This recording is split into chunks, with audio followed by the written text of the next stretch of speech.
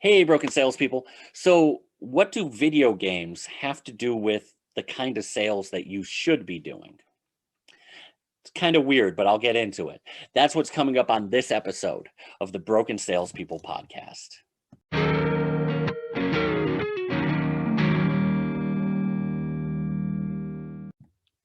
Hey, broken salespeople. Welcome to the workshop. My name is Red Staffstrom, and we are here to help you fix your broken sales skills.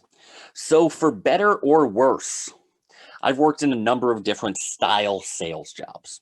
I've done pretty well in almost all of them, but I haven't been great up until pretty recent years. And the reason, and it's taken me years to figure this out, was I was fighting my own nature. I was fighting my own personality. I was fighting my own comfort zone. And I was pushing myself to be somebody that I wasn't for years because these sales roles, while I was good at them, they weren't me.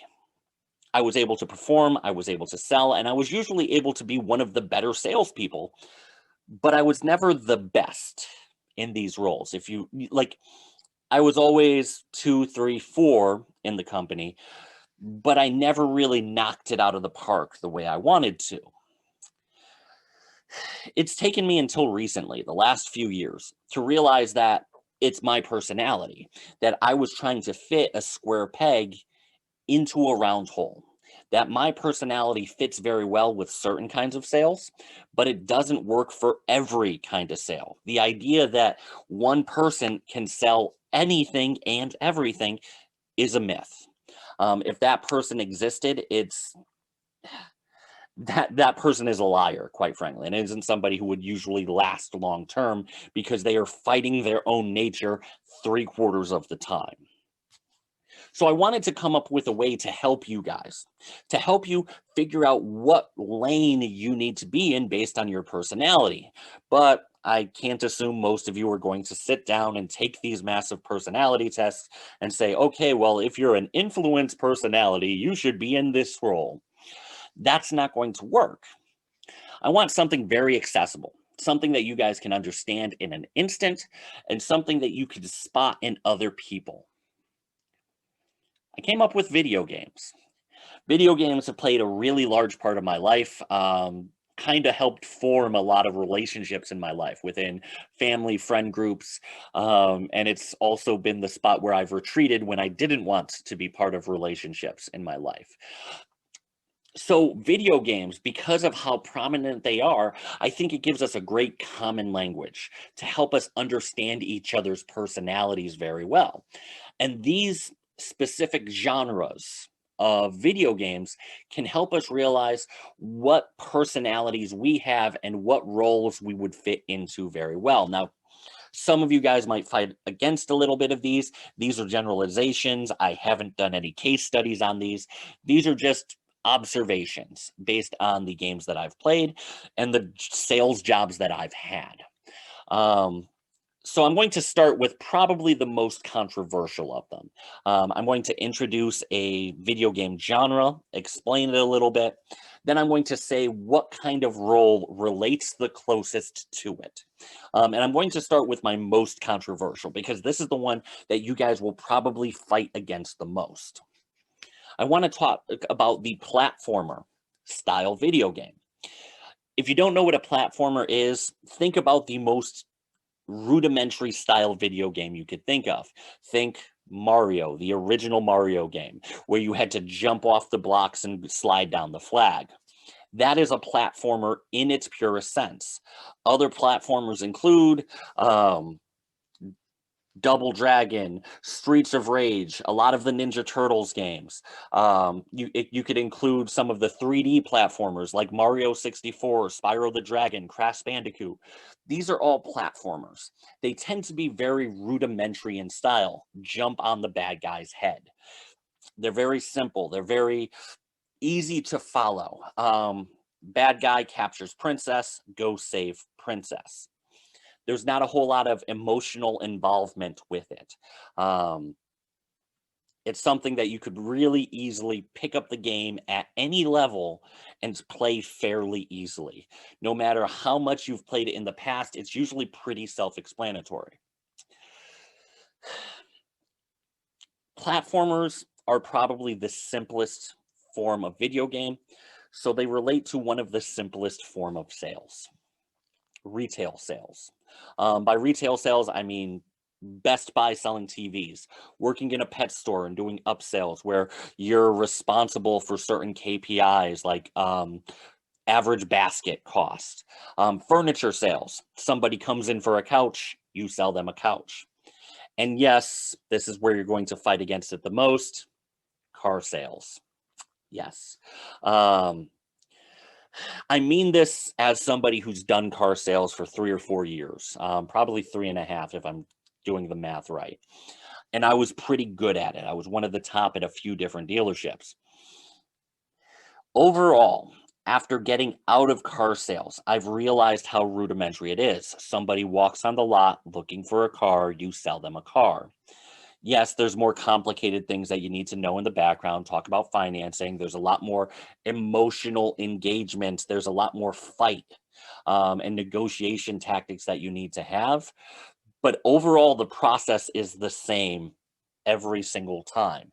If you know how to sell cars, you can sell cars pretty much anywhere. Same thing. If you know how to play a platformer, you could pretty much play any platformer. That doesn't mean the car sales are easy or furniture sales are easy. There are more difficult platformers than others. The original Mario, very simple. Ninja Gaiden, made around the same time, but is renowned for how difficult it is. Still left to right scroll, save the princess. But the idea, the difficulty is not the same. I understand that, but that's why I wanted to start with the one that was probably the most controversial. The next one I'm going to talk about is the Battle Royale, the first-person shooter multiplayer game. Some of these. So on the Battle Royale side of things, PUBG, Fortnite, first-person shooter, Call of Duty. They're multiplayer games. These are versions that are pretty rinse and repeat as well. You can play 20 games of Call of Duty a day. You could play 20 games of Fortnite a day, and they are largely going to be impossible to tell between each other. They're going to be very formulated. The process is going to be very similar time and time and time again, very similar to the platformers. The difference is going to be the repeatability. There is much more repeatability at the first-person shooter, at the Battle Royale style game, compared to the platformer. The platformer has 8, 10, 16 levels.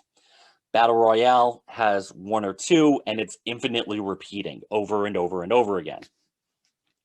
The people who enjoy first-person shooter games, enjoy Battle Royale games, they do very well in terms of telemarketing jobs, door-to-door jobs, where you have to go and repeat the same process over and over again. You get good at one script, you get good at one delivery, and you replicate it over and over and over and over again. It's fairly simplistic, it's very easy to do, but the competition is very fierce, and you're used to losing a lot more than you're used to winning. Especially if you are in a Battle Royale style game, there is a very low chance that you become the winner every single time. Being used to defeat gives you the thick skin that you need for door-to-door and for telemarketing style sales. That's why I want to break this one down for those. The next one tends to be my favorite style of game. That is the RPG or story-based game. Think Mass Effect. A lot of the games by BioWare over the years. The new Spider-Man game. The new God of War game that was just released a couple of years ago. Cyberpunk 2077, The Witcher, Skyrim. These are games that are very story focused, very individual focused, where you build strength in order to solve normally some world ending calamity in many cases, depending on the game itself. These people tend to work very well as solopreneurs, think real estate. People who like to have control of everything they possibly can, who like to have control of the resources, who like to know what's going on with everything, like to see that gradual level up and that gradual growth. Real estate sales works really well. Solopreneur sales, where you run your own business, that is the same kind of thing. Having that control, having that ability to see your own growth in video games is the most closely mimicked in building an insurance portfolio, for instance. The next one is the other style of RPG, the MMORPG, the massive multiplayer online role-playing game. The elephant in the room that will probably always be the elephant, World of Warcraft. The idea with the MMORPG is cooperation. You working with other people within a party, within a guild, to accomplish bigger goals than you can accomplish on your own. And working with real people, with their faults, with their mistakes. This is very similar to large B2B style sales, where you may not have control over every part of the process. You may have somebody who introduces you. You may have somebody who schedules the appointment, somebody who handles your paperwork. You have somebody else who handles the deliverables. Whatever you sell, you probably have a team of people that you have to coordinate with in order to take down the big boss, which is your client's goals. This great analogy for this is advertising sales. Yes, you may be the person who directly talks to the client, but then you have a whole team of creatives that you have to work directly with to explain that company's vision.